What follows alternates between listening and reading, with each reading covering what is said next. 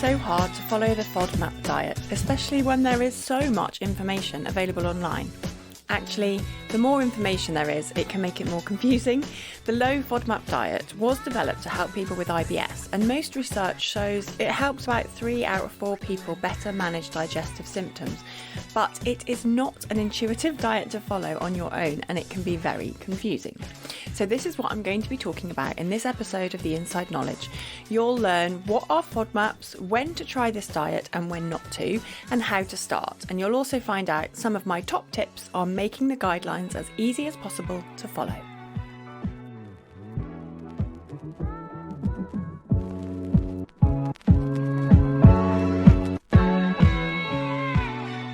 Hello and welcome to episode 17 of The Inside Knowledge for people with IBS with me, Anna Mapson. Today we're going to dive into the Low FODMAP diet for IBS. I want to explain to you what it is, how to do it, and whether it could be a good option for you. It's been developed specifically for people with IBS, and around 75% of people will see some kind of benefit from it. Now, if you have never heard of the Low FODMAP diet, it's basically an acronym. It stands for fermentable oligosaccharides, disaccharides, monosaccharides, and polyols. Those are the various letters, and they are each different types of starch. They're basically short chain carbohydrates which are found in food. They can't be well digested by humans, and they're often broken down by our gut bacteria. This is a good thing. We want to feed our good beneficial bacteria, but for some people with IBS, these particular carbohydrates can draw water into the bowel, which creates loose stools, or because of the fermentation process, it can create excessive gas. So if you've never thought about what these foods might actually involve, let us just go through a list of them and see. So oligosaccharides, this includes 2 key subsections really. There's galacto-oligosaccharides, which is often found in nuts and seeds, beans and lentils. Almonds, chickpeas, those are all high GOS foods. And then also in that first oligosaccharides, we've got fructans, and these are long chains of fructose modules that are linked together. This is found in foods like wheat, onions, garlic, grapefruit, courgette. If you haven't listened to my episode about gluten and fructans, I did mention a bit about that last week, episode 16. So go back and listen to a summary of fructans. But just as an example, those are some of the foods included in the oligosaccharide category. Then we've got the disaccharides, that's lactose, which is found in dairy foods. The monosaccharides, that's a single saccharide, and the disaccharide, obviously 2 saccharides stuck together. But this includes fructose monosaccharides category includes fructose, which is in tomatoes, mango, red pepper, grapes, and some stone fruits as well. And then we've got the and for the A, and then the P is polyols, which includes sorbitol, xylitol, mannitol.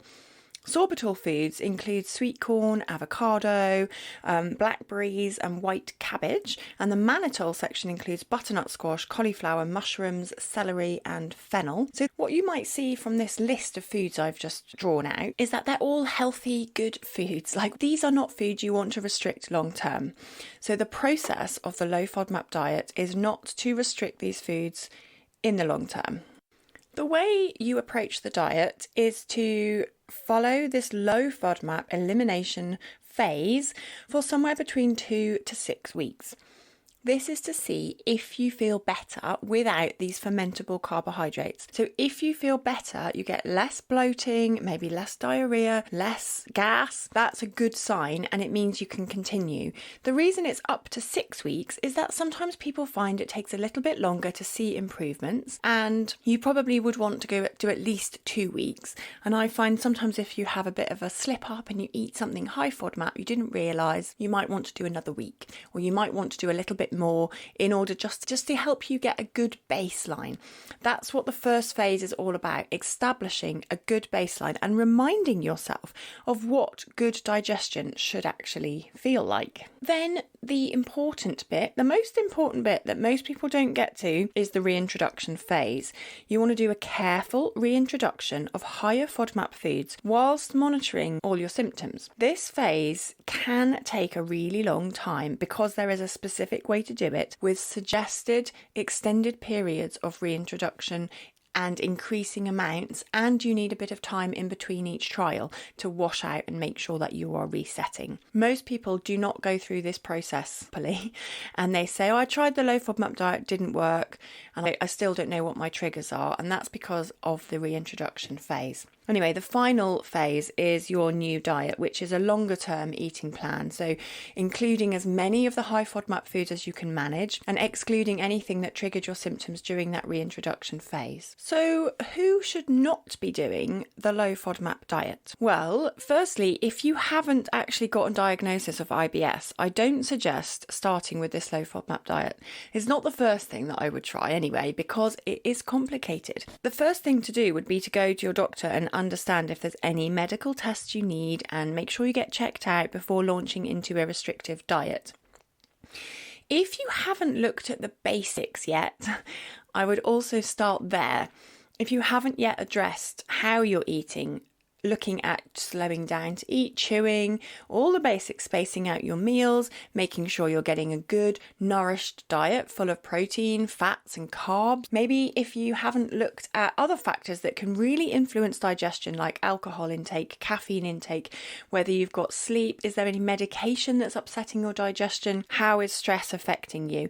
These are all things I would start with first, because these are like the baseline things that you can do without the restrictive diet. And then the other time I would be very cautious of starting a low FODMAP diet is if you have a history of disordered eating or diagnosed eating disorder. If you have an existing eating disorder, then you should be working with somebody who understands your condition anyway. But if you have maybe a history of an eating disorder, like it was in your teens and now you're in your 40s, there is still chance that following lots of diet rules could be quite triggering. And so I think it's worth investigating. Maybe if you have a therapist, talking that through, if you have a practitioner you work with in terms of nutrition, making sure they fully understand how that eating disorder has affected your current approach to eating. Because if you're following a lot of rules, sometimes it can bring back some of those thoughts about controlling food intake. If you've now listened to this and thought, actually, I do want to give it a go, it's worth a try, here are some tips to get started. First of all, I would start by thinking about what you can eat. So really focusing on foods that you can eat freely that are low FODMAP foods. These include things like rocket, spinach, green beans, collard greens, olives, parsnips, papaya, rhubarb, kiwi, green bananas, oranges. You can eat lots of these, as well as things like potatoes. Protein does not have any of these starches in it, so you can eat as much meat, fish, eggs as you like. And the low FODMAP diet is not a caloric restrictive diet, so it's not meant for you to lose weight. The important thing is that you don't get too hungry, because that can also trigger IBS symptoms sometimes. So you want to make sure that you know what you can eat lots of. And then the next step is to identify which foods are allowed in moderate amounts, but you can't eat too much of them. So you can have a small amount. This would be things like a quarter of an avocado is okay, but when you get to half an avocado, that becomes high FODMAP.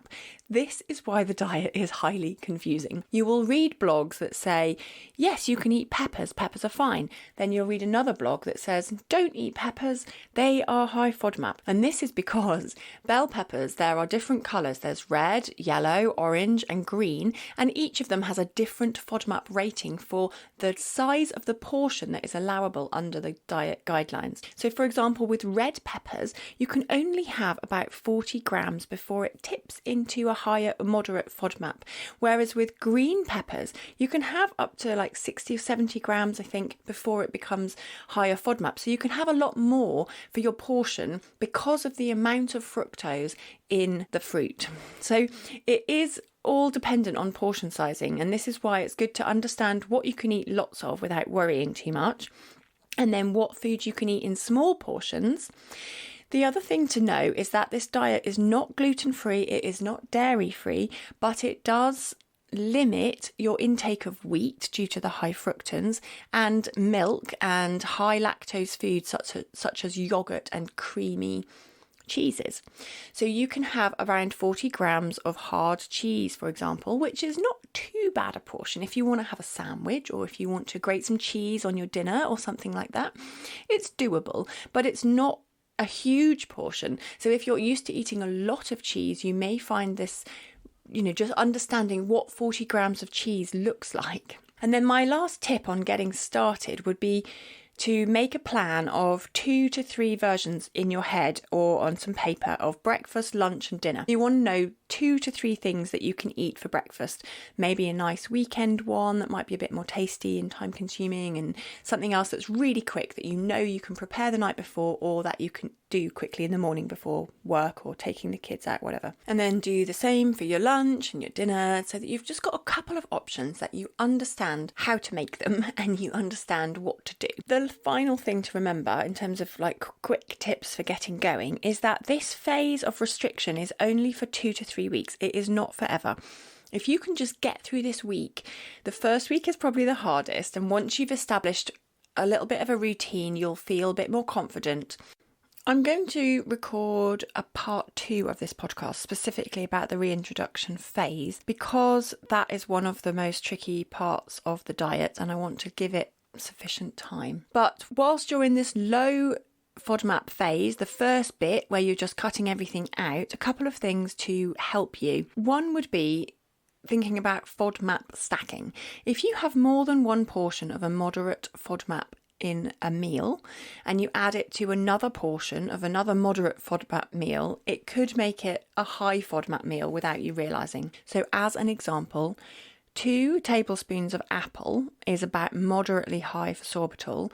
The same as a quarter of an avocado or half an avocado might be moderately high with sorbitol. If you're adding these together in the same meal, you could end up with a higher FODMAP meal without realising it. So this is one of the traps that people can fall into, is putting a meal together including lots of small or moderate portions that actually then will add up to be a higher FODMAP meal. This is where keeping as much diversity in your diet as possible is really, really helpful. You also need to be aware that some foods do contain more than one type of FODMAP. So like apples I just mentioned have got sorbitol and fructose, and cashew nuts have got GOS and fructans, and this can make it more confusing when you're trying to work out what you've actually eaten that might have triggered your symptoms. You must also remember that you are not a machine. You may not react to foods in the same way that a machine did when the foods were classified in terms of their FODMAP content. The Monash University in Australia is where the FODMAP diet was created, and the way they measure the amount of FODMAPs in food is by some standardised processes that shows the amount of sugar in grams per 100 grams, and they look at the particular sugars like fructose and lactose and that sort of thing. And whilst they do try and pick a selection of foods, like I think they have 5 different supermarkets or 5 greengrocers, and they pool it all together, or they might, choose the main brands that are available on the market. They are choosing things that are from the Australian market mostly, and there can be some difference in when the food was picked. So if we think about tomatoes, they can taste completely different if they are slightly underripe and they've been kept in the fridge, or if they've been out in the sun getting all ripe and juicy. It depends on the variety that's used. It depends on the climate that the food was grown in, the season that the food was grown in, whether it was force grown under polytunnels or naturally grown because it's the season, how long the food has been stored before it was tested. So all of these things you can see can affect the potential to have higher FODMAPs in a food that may be classified as low to moderate FODMAP but may still give you a reaction. And that is because you can't standardise everything that you eat and compare it to something that has been tested in a lab in Australia. Now, that doesn't mean it's not accurate. They have done so much work into how these FODMAPs affect your gut and what particular cutoff point is thought to induce symptoms in people. So there is so much research behind this diet. However, it may be an individual response to a certain food that could still trigger your symptoms. And this is down to individual genetics, your own digestive processes, maybe other health conditions, your mental state when you're eating.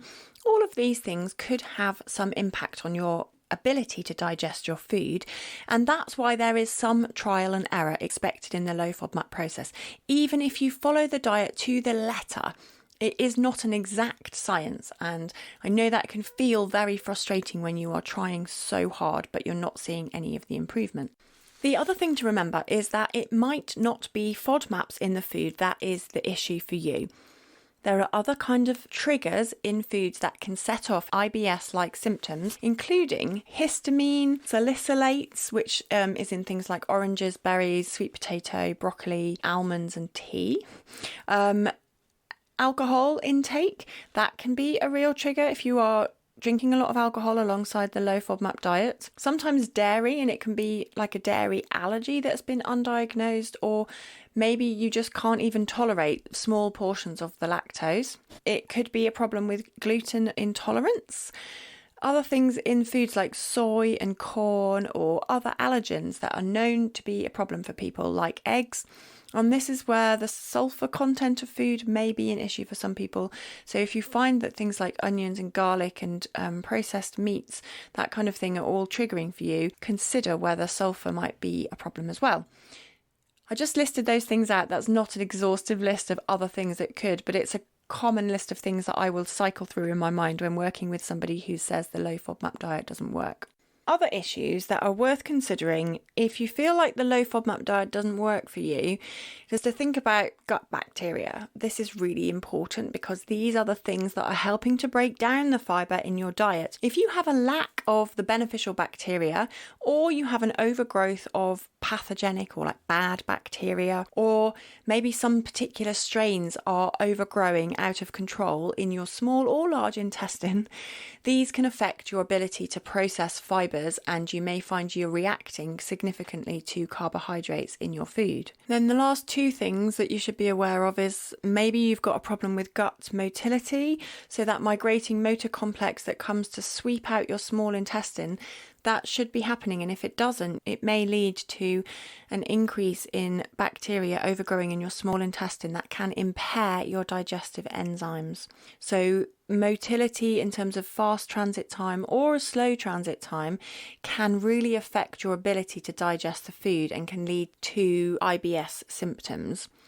So whether you've got fast or slow transit time, some of that, yes, is affected by diet, but it might also be affected by nervous system issues, by a lack of maybe movement. If you're not actually doing any exercise, that can lead to slow digestion, for example. And then finally, the visceral hypersensitivity that's so common, so that gut-brain connection, thinking about your gut's nervous system, you may be experiencing heightened sensation of pain and experiencing more sensations of gas and movement within your body than other people could. And it might not have anything to do with the FODMAP, so it might be almost like your gut's nervous system that is the key.